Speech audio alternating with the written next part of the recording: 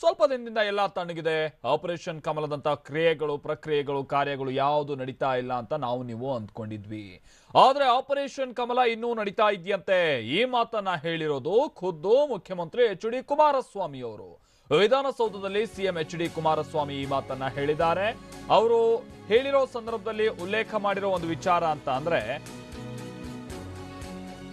ನಿನ್ನೆ ರಾತ್ರಿ ಕಾಂಗ್ರೆಸ್ ಶಾಸಕರೊಬ್ಬರನ್ನ ಸಂಪರ್ಕಿಸಲಾಗಿದೆಯಂತೆ. ಇದು ಖುದ್ದು ಮುಖ್ಯಮಂತ್ರಿಗಳೇ ಹೇಳಿರುವಂತ ಮಾತು. ಸ್ವಲ್ಪ ದಿನಗಳ ಹಿಂದೆನೂ ಕೂಡ ಅವ್ರು ಹೇಳಿದ್ರು, ಆಪರೇಷನ್ ಕಮಲ ನಡೀತಾ ಇದೆ, ನಮ್ಮವರನ್ನ ಬಹಳ ಜನರ ಸಂಪರ್ಕ ಮಾಡಿದ್ದಾರೆ, ಕೆಲವರಿಗೆ ಆಲ್ರೆಡಿ ಹೋಟೆಲ್ನಲ್ಲೂ ಕೂಡ ಇದ್ದಾರೆ, ಅವರೆಲ್ಲ ನನ್ನ ಸಂಪರ್ಕದಲ್ಲೇ ಇದ್ದಾರೆ ಅನ್ನುವಂತ ಮಾತನ್ನು ಕೂಡ ಹೇಳಿದ್ರು. ಇದೀಗ ಮತ್ತೆ ಮುಖ್ಯಮಂತ್ರಿಗಳು ಇದೇ ವಿಚಾರವಾಗಿ ಹೇಳ್ತಾ ಇದ್ದಾರೆ, ಬಿಜೆಪಿ ವಿರುದ್ಧವಾಗಿ ಆರೋಪಿಸ್ತಾ ಇದ್ದಾರೆ. ನಿನ್ನೆ ರಾತ್ರಿ ಕಾಂಗ್ರೆಸ್ ಶಾಸಕರೊಬ್ಬರನ್ನ ಸಂಪರ್ಕಿಸಲಾಗಿದೆ. ಯಾರು ಆ ಶಾಸಕ, ಆ ವಿಚಾರವನ್ನ ಹೇಳಲಿಲ್ಲ. ಗಿಫ್ಟ್ ಎಲ್ಲಿಗೆ ಕಳುಹಿಸಬೇಕು ಅಂತ ಆ ಶಾಸಕರನ್ನ ಕೇಳಿದ್ದಾರೆ. ಏನ್ ಗಿಫ್ಟ್ ಹಾಗಾದ್ರೆ ಅದು ಗೊತ್ತಿಲ್ಲ. ಆದ್ರೆ ಬಿಜೆಪಿಯವರ ಆ ಗಿಫ್ಟ್ ಅನ್ನ ಶಾಸಕ ನಿರಾಕರಿಸಿದಾರಂತೆ. ನಮ್ಮನ್ನ ನಮ್ಮ ಪಾಡಿಗೆ ಇರೋದಕ್ಕೆ ಬಿಡಿ ಅಂತ ಆ ಶಾಸಕ ಹೇಳಿದಾರಂತೆ. ಹಾಗಾದ್ರೆ ಗಿಫ್ಟ್ ಏನು ಗೊತ್ತಿಲ್ಲ, ಆದ್ರೆ ಮುಖ್ಯಮಂತ್ರಿಗಳು ಹೇಳೋ ಪ್ರಕಾರವಾಗಿ ಆ ಗಿಫ್ಟಿನ ಮೊತ್ತ ಎಷ್ಟು ಅಂತ ನೀವು ಕೇಳಿದ್ರೆ ಆಶ್ಚರ್ಯ ಪಡ್ತೀರಿ ಅನ್ನುವಂತ ಮಾತನ್ನ ಹೇಳಿದ್ದಾರೆ. ಶಾಸಕರೊಬ್ಬರಿಗೆ ಬಹುದೊಡ್ಡ ಗಿಫ್ಟ್ ಅನ್ನ ಆಫರ್ ಮಾಡಲಾಗಿದೆ ಅಂತ ವಿಧಾನಸೌಧದಲ್ಲಿ ಮುಖ್ಯಮಂತ್ರಿ ಎಚ್.ಡಿ. ಕುಮಾರಸ್ವಾಮಿ ಆರೋಪಿಸಿದ್ದಾರೆ.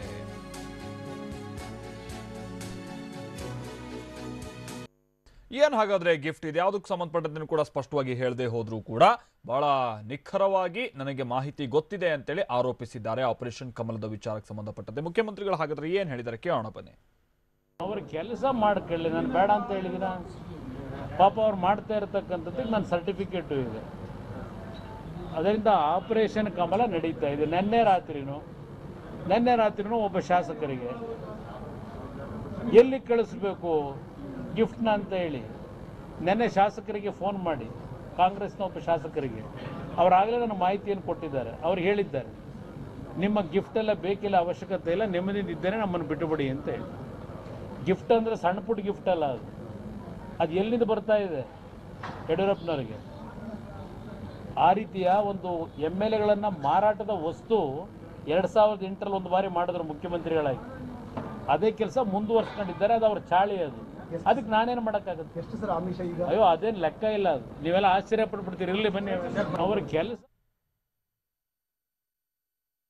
ಕಿರಣ್ ನಮ್ಮ ಪ್ರತಿನಿಧಿ ಇದಕ್ಕೆ ಸಂಬಂಧಪಟ್ಟಂತೆ ಮತ್ತಷ್ಟು ಡೀಟೇಲ್ಸ್ ಅನ್ನ ಕೊಡ್ತಾರೆ. ಕಿರಣ್, ಈಗ ಬಿಜೆಪಿ ಅವರು ಹೇಳ್ತಾ ಇರೋದು ಮೊನ್ನೆಯಿಂದನೂ ಕೂಡ ಗಮನಿಸ್ತಾ ಇದ್ವಿ, ಸುಖ ಸುಮ್ಮನೆ ಮಾಡ್ತಾ ಇರುವಂತ ಆರೋಪ, ಅವರ ಒಳಗಿರುವಂತ ಗಲಾಟೆಯನ್ನು ಮುಚ್ಕೊಳ್ಳೋದಕ್ಕೆ ನಮ್ಮ ಕಡೆಗೆ ಈ ತರದ ಆರೋಪ, ಈ ತರದೆಲ್ಲ ಮಾಡ್ತಾ ಇದ್ರು ಕೂಡ ನಂತರದಲ್ಲಿ ಒಂದಷ್ಟು ಪ್ರಕ್ರಿಯೆಗಳು ಇಲ್ಲ ಆಪರೇಷನ್ ಕಮಲ ನಡೀತಾ ಇದೆಯೋ ಅನ್ನುವಂತ ರೀತಿಯಲ್ಲಿ ಅನ್ಸಿತ್ತು.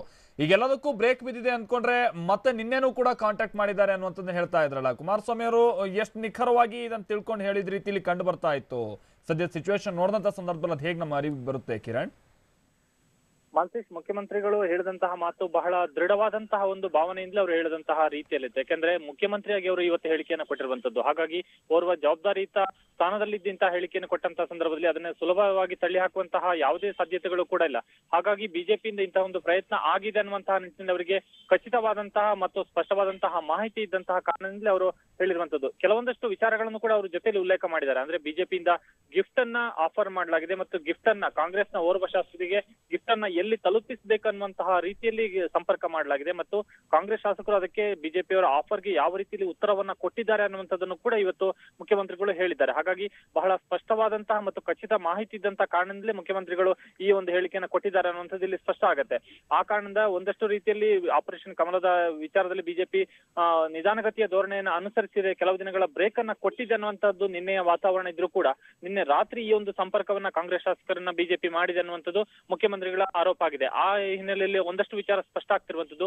ಬಿಜೆಪಿ ತೆರೆಮರೆಯಲ್ಲಿ ನಾವು ಆಪರೇಷನ್ ಕಮಲವನ್ನ ಮಾಡ್ತಿಲ್ಲ ಅನ್ನುವಂತಹ ಮಾತನ್ನ ಮೇಲ್ನೋಟಕ್ಕೆ ಹೇಳ್ತಾ ಇದ್ರು ಕೂಡ ಆಂತರಿಕವಾಗಿ ತನ್ನ ಪ್ರಯತ್ನವನ್ನ ಇನ್ನೂ ಕೂಡ ಜಾರಿಯಲ್ಲಿಟ್ಟಿದೆ, ಸರ್ಕಾರ ರಚನೆ ಕನಸನ್ನ ಜೀವಂತವಾಗಿ ಇಟ್ಟಿದೆ ಅನ್ನುವಂಥದ್ದು ಇದರಿಂದ ಸ್ಪಷ್ಟ ಆಗುತ್ತೆ. ಮುಖ್ಯಮಂತ್ರಿಗಳು ಸ್ಪಷ್ಟವಾದಂತಹ ಮಾಹಿತಿ ಇಲ್ಲದೆ ಕುಮಾರಸ್ವಾಮಿ ಈ ಮಾತನ್ನ ಹೇಳೋದಕ್ಕೆ ಕೂಡ ಸಾಧ್ಯ ಇಲ್ಲ. ಯಾಕಂದ್ರೆ ಅವರಿಗೆ ತನ್ನದೇ ಆದಂತಹ ಮಾಹಿತಿಯ ಮೂಲ ಮತ್ತು ಗುಪ್ತಚರ ಇಲಾಖೆಯ ಮಾಹಿತಿಯ ಮೂಲದಿಂದ ಕೂಡ ಅವರು ಈ ಒಂದು ವಿಚಾರವನ್ನ ಹೇಳಿದ್ದಿರ್ಬೋದು. ಆದ್ರೆ ಮುಖ್ಯಮಂತ್ರಿ ಕುಮಾರಸ್ವಾಮಿ ಇವತ್ತು ವಿಧಾನಸಭೆಯಲ್ಲಿ ಕೊಟ್ಟಂತಹ ಹೇಳಿಕೆಯಲ್ಲಿ ಬಹಳ ಸ್ಪಷ್ಟತೆ ಇತ್ತು.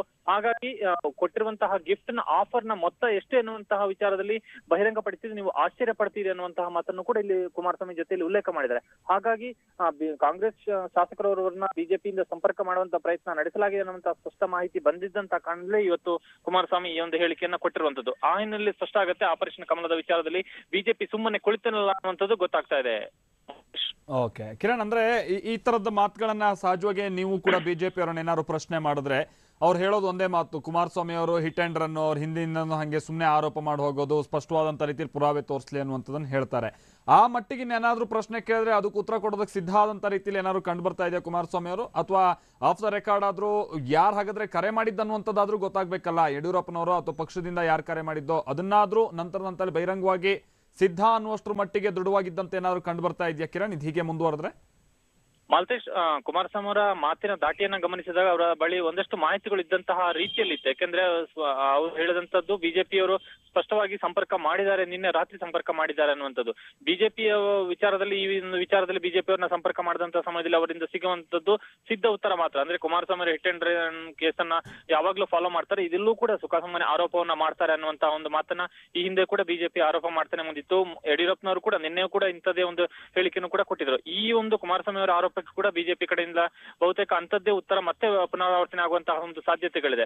ಹಾಗಾಗಿ ಕುಮಾರಸ್ವಾಮಿ ಅವರ ಬಳಿ ಒಂದಷ್ಟು ಸಾಕ್ಷ್ಯಗಳಿರ್ಬೋದು ಅಥವಾ ಈ ತಮ್ಮ ಹೇಳಿಕೆಯನ್ನ ಸಮರ್ಥಿಸಿಕೊಳ್ಳಬಹುದಾದಂತಹ ಸಾಕಷ್ಟು ಪುರಾವೆಗಳು ಕೂಡ ಇರ್ಬೋದು. ಆ ಹಿನ್ನೆಲೆಯಲ್ಲಿ ಅವರು ಇಂತಹ ಒಂದು ಹೇಳಿಕೆಯನ್ನ ಕೊಟ್ಟಿರುವಂತಹ ಸಾಧ್ಯತೆಗಳು ಕೂಡ ಇದೆ. ಯಾಕಂದ್ರೆ ಒಂದು ವೇಳೆ ಕುಮಾರಸ್ವಾಮಿ ಸುಮ್ಮನೆ ಕೇವಲ ಆರೋಪವನ್ನೇ ಮಾಡ್ಬೇಕನ್ನುವಂತ ಉದ್ದೇಶದಿಂದ ಈ ಒಂದು ಮಾತನ್ನ ಹೇಳಿದ್ದಾದ್ರೆ ಅದು ಬಹಳ ಬಿಜೆಪಿ ಏನಾದ್ರೂ ನಾವು ಸಂಪರ್ಕ ಮಾಡಿಲ್ಲ ಅನ್ನುವಂಥದ್ದೇನಾದ್ರು ಇಲ್ಲಿ ಸಾಬೀತುಪಡಿಸುವಂತ ಒಂದು ಸಂದರ್ಭ ಏನಾದ್ರು ಬಿಜೆಪಿ ಸಿಕ್ಕಿದ್ರೆ ಮುಖ್ಯಮಂತ್ರಿಗಳು ಕೂಡ ಆ ಒಂದು ತಮ್ಮ ಉತ್ತರಕ್ಕೆ ಜವಾಬ್ದಾರಿ ಆಗಬೇಕಾಗತ್ತೆ. ಹಾಗಾಗಿ ಇರುವಂತಹ ಒಂದು ಮಾಹಿತಿಗಳ ಪ್ರಕಾರ ಮುಖ್ಯಮಂತ್ರಿಗಳಿಗೆ ಬಿಜೆಪಿ ಕಾಂಗ್ರೆಸ್ ಶಾಸಕರನ್ನ ಸಂಪರ್ಕ ಮಾಡಿರುವಂತಹ ವಿಚಾರದಲ್ಲಿ ಬಹಳ ಸ್ಪಷ್ಟತೆ ಇದೆ. ಆ ಹಿನ್ನೆಲೆಯಲ್ಲಿ ಅವರು ಇವತ್ತು ಒಂದು ವಿಚಾರವನ್ನ ಬಹಿರಂಗಪಡಿಸಿದ್ದಾರೆ ಅನ್ನುವಂಥದ್ದು ಸದ್ಯಕ್ಕಿರುವಂತಹ ಮಾಹಿತಿ. Maltesh. Okay thank you Kiran.